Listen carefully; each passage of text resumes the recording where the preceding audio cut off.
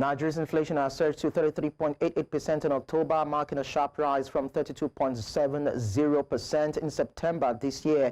The country continues to battle rising food prices, which have been exacerbated by the devaluation of the naira, high fuel costs, and now flooding in the farming areas. Now, the inflation spike highlights the ongoing challenges in stabilizing the economy amidst these pressures that we've seen.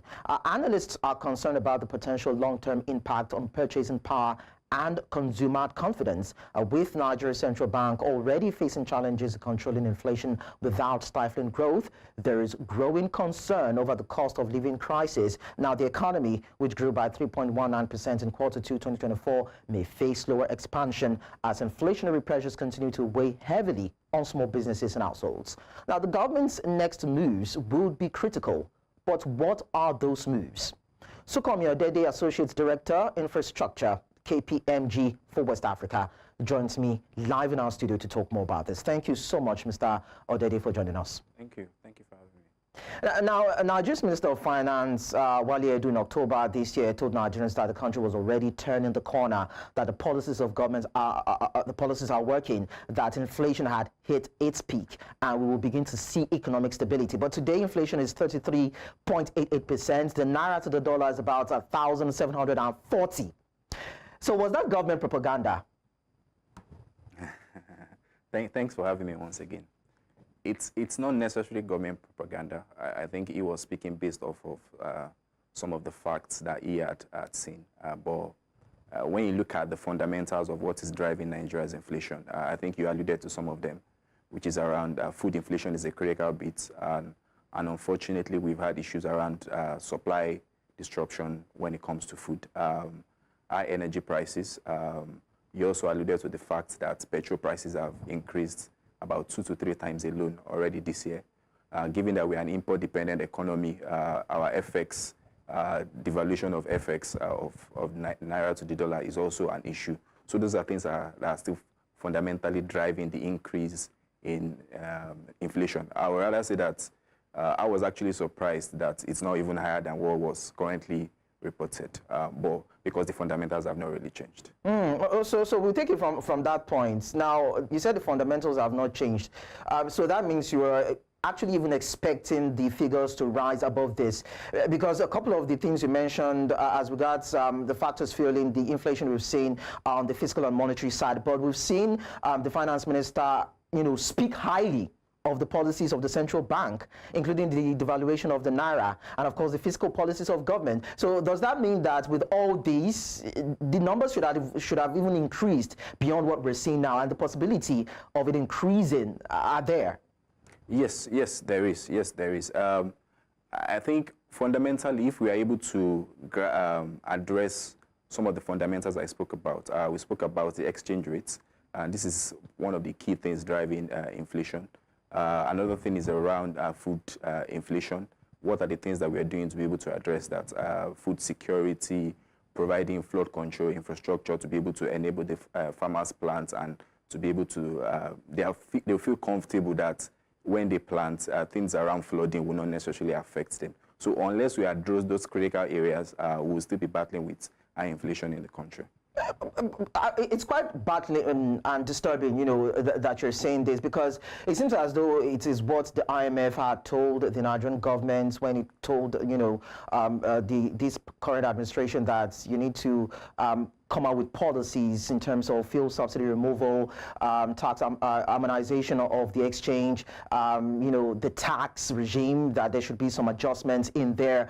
And now the IMF is coming out to say that it seems as though the reforms are not working. You've talked about the things that the Nigerian government should do, and evidently we see that these reforms are still not, yielding the positive impact that a lot of people were expecting it would yield, despite the fact that it's been on for over 18 months now. So where is the issue as regards what the government is doing, what it is not doing, what the IMF has told the government to do, how it is implementing these policies, and what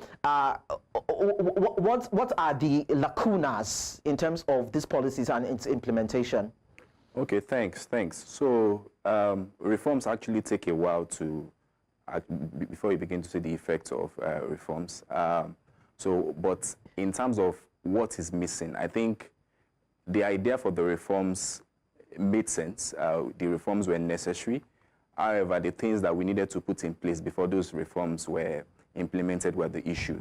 So we talked about removing subsidy. There was no backup plan in terms of how we're going to be able to mitigate the effects on the general populace. Transport prices were going to go up.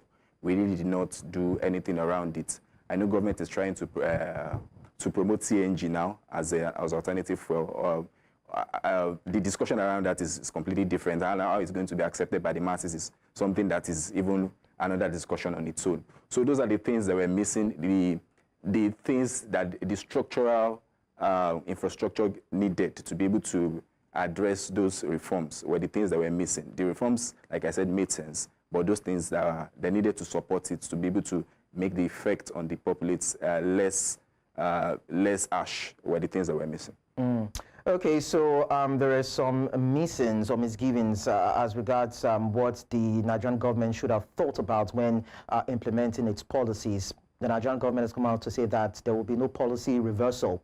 IMF is saying that these policies were not well implemented. We see the effect on the economy. But then we're going to go on a break, Olasunkanmi. When we return, we'll look at the overbearing effects on the Nigerian economy and what...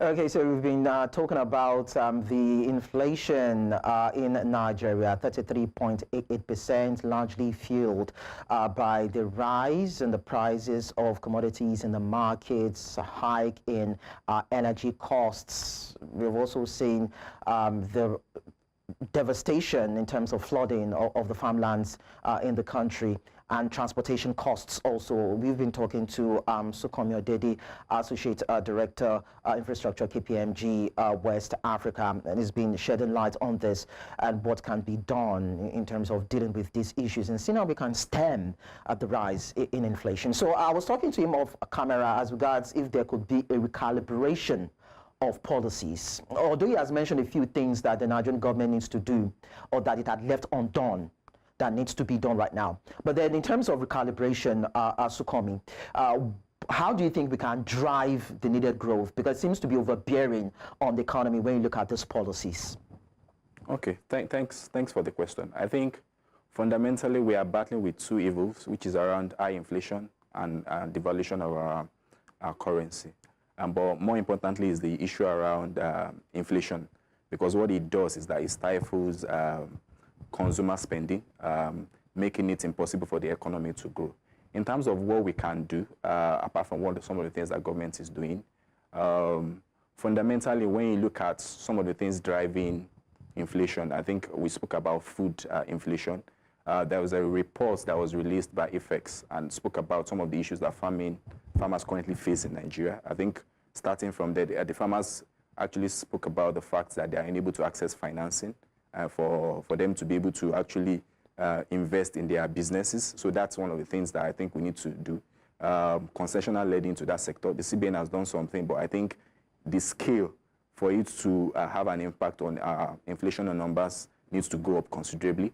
The thing is around security of farmers. Farmers need to feel safe to be able to go back to the markets, for them to be able to plant, and then we will then see the resultant effects on the economy. So those are some of the things that we can do.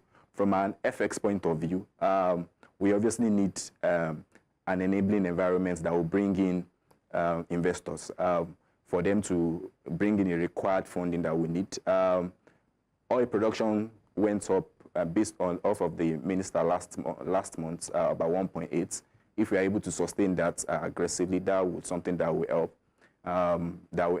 In terms of dollar inflows, which we can then use to able make the necessary interventions in the FX market. Another thing that I think will be very useful is the implementation of these agreements of people buying petrol, buying petrol from Dangote. What it was projected that it was going to do, it was going to save the country about $10 billion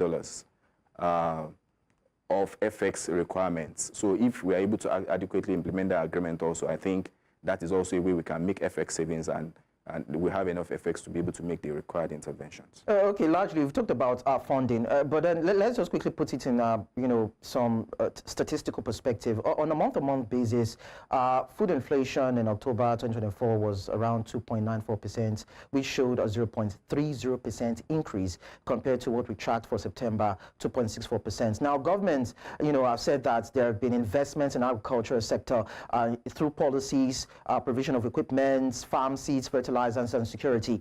You've talked about funding. So if we remove funding out of it now and look at these other areas, why is it that we've not really seen these initiatives of government yield results to help buffer or strengthen the agri sector and also drive down inflation, so to speak? Okay, yeah, I think the problem is always lie down with implementation. Like I said, how do we ensure that the funding that the government has made available gets to the required people? How do we ensure that middlemen don't stifle the required funding on the rate of interest rate that's actually meant to be enjoyed by the farmers? So I think implementation is an area we need to look at. What is government doing around that to be able to ensure that the funding actually gets to the people that needs it.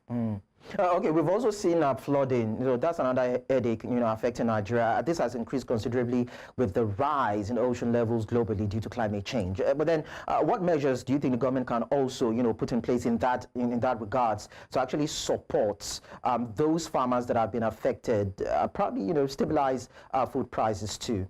Okay, I think fundamentally we need to invest in flood control infrastructure. I think that's the essential thing we need to do, building of more dams, building irrigation systems to be able to assist the farmers. I think that's the first thing that we need to invest in. Funding is also an issue. They need to have access to funding.